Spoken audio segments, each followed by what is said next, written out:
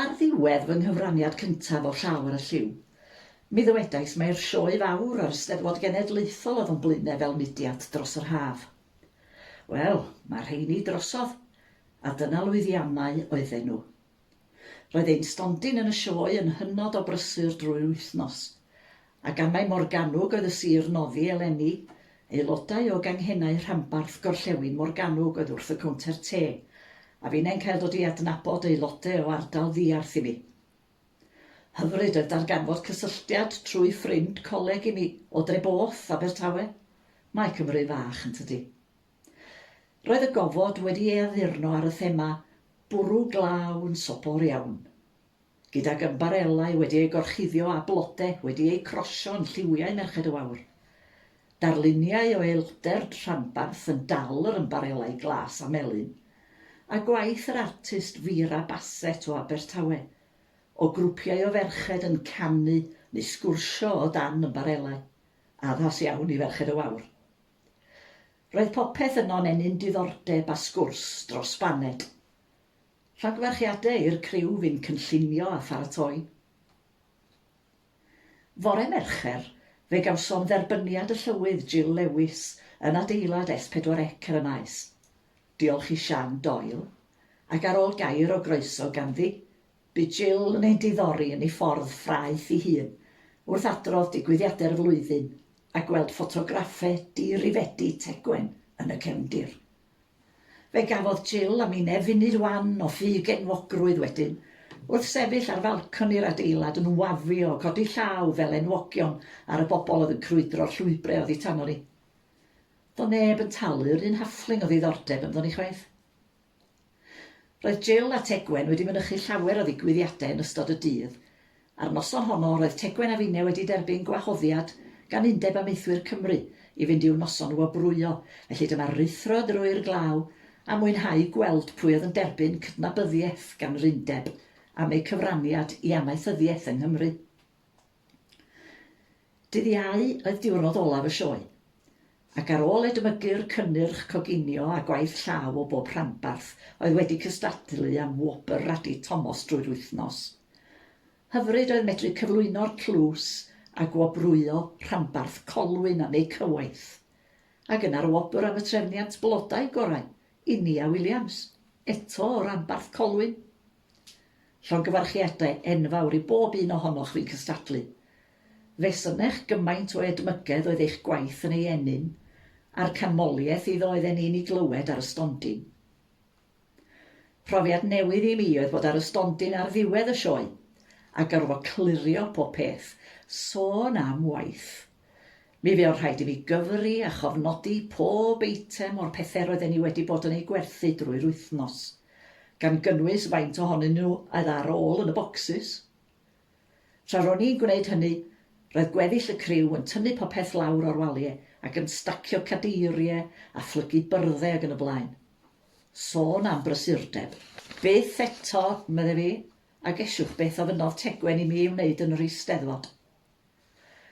Dydw i ddim yn siŵr os oes gen i ddigon o ofod yn yr erthigol yma i sôn am yr oll ddigwyddodd ym Mdiomodian.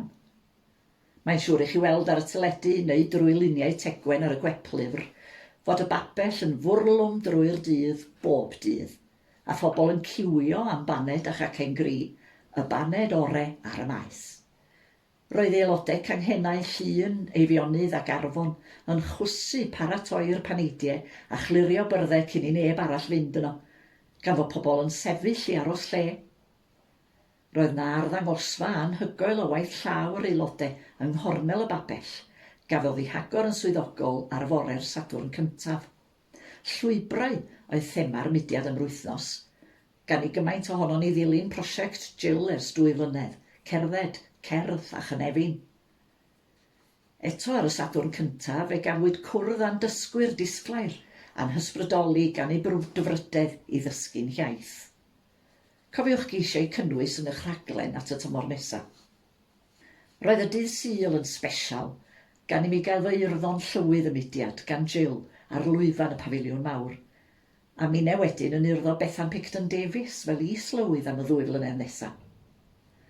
Fe yn emosiynol braidd wrth addunedi gwarchod buddiannau merched, yr iaith a diwylliant Cymru, ac yna gwrando ar lodesi dyfu'n canu anthem y mudiad mor hyfryd. Seremoni ddwys a byth gofiadwy, gyda chefnogaeth teulu, ffrindiau ac aelodau yn y gynulleidfa.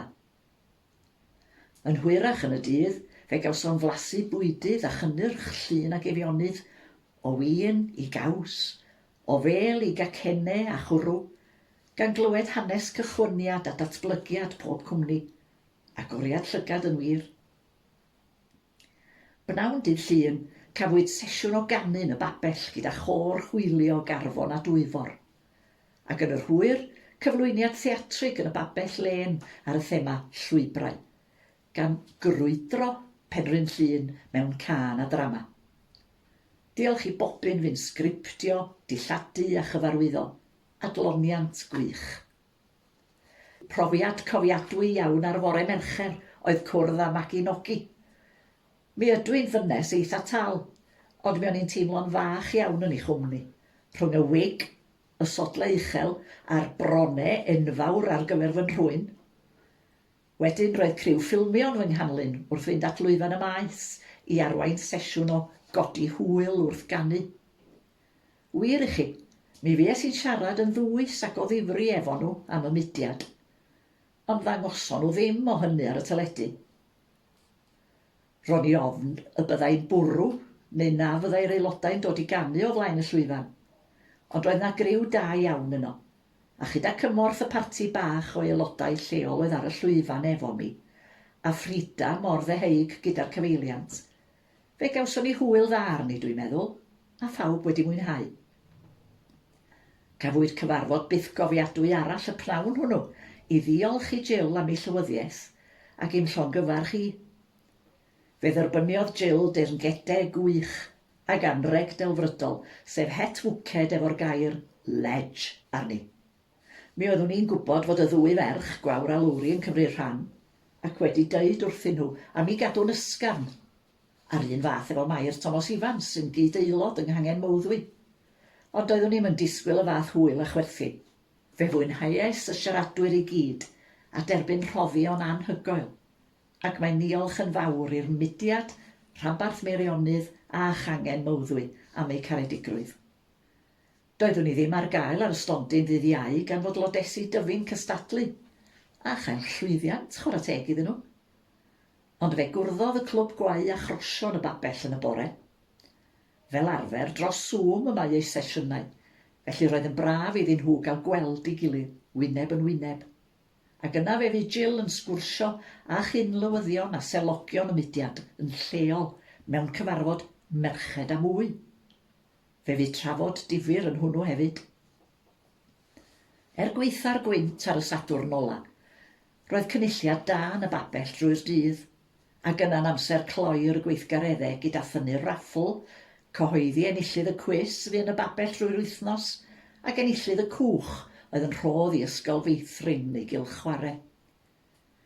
Wedyn daeth y cwestiwn gan Tegwen. Ydych chi am wneud yr un gwaith am wnaethoch chi yn y sioe? Wrth gwrs, roedd yn rhaid i fyddhau, ond wrth lwc roedd Einir Wyn yno i gymryd trosodd. Mae hi'n llawer mwy profiadol ar y gwaith na fi. A dyna Eisteddfod arall drosodd, a llafur diflino'r staff yn y swyddfa a Thegwen wedi dwyn ffrwyth unwaith eto. O drefnu'r rhaglen wythnos mor ddiddorol, cydlynu ar Eisteddfod, gofalu am gyflenwadau dŵr, llaeth, cacennau cri ac yn y blaen, gofalu am wirfoddolwyr, gosod stondin, a ei thynnu i lawr. Mae'r rhestr yn un faith, ond diolch i chi o waelod calon am effeithiolrwydd eich gwaith o flwyddyn i flwyddyn. Dyna weithgareddau'r haf drosodd i mi, heblaw am ateb y ffôn i geisiadau canghennau am noson i'w chynnwys yn ei rhaglen. Mi driai fy ngorau i'w mynychu, ond dwi am gyfyngu fy nghoeddiadau i ddau yr wythnos. Dydw i'n mynd dim iau ar hen gorff yn fy atgoffa o hynny bob dydd. Hwyl i chi dros dymor 2023 i 2024. Cefnogwch eich mudiad, does na'r un tebyg iddo, a chenhadwch ymysg eich ffrindiau a darpar aelodau ifinc. Nhw yw'r dyfodol os ydyn ni am i'r mudiad barhau.